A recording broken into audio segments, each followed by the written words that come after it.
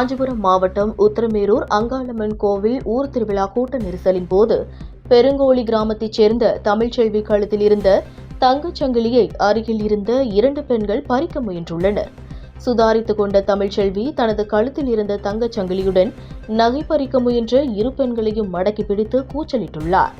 கோவில் திருவிழா பாதுகாப்பு பணியில் ஈடுபட்டிருந்த உத்திரமேரூர் போலீசார் சம்பவ இடத்திற்கு விரைந்து வந்து விசாரணை நடத்தினர். பிடிபட்ட இருவரும் தூத்துக்குடி மாவட்டம் அண்ணா நகர் பகுதியைச் சேர்ந்த மாரீஸ்வரி, மீனா ஆகிய இருவரும் சகோதரிகள் என்பதும், மேலும் இதுபோன்று திருவிழாக்களில் கூட்ட நெரிசலை பயன்படுத்தி நகை பறிப்பில் ஈடுபட்டு வந்ததும் முதற்கட்ட விசாரணையில் தெரியவந்தது. இதனையடுத்து உத்திரமேரூர் போலீசார் நகை பறிக்க முயன்ற சகோதரிகள் 2 மீதும் வழக்கு பதிவு செய்து உத்திரமேரூர் குற்றவியல் நடுவர் நீதிமன்றத்தில் ஆஜர்படுத்தி சிறையில் அடைத்தனர். உத்திரமேரூரிலிருந்து ரிப்போர்ட்டர் ஸ்ரீனி.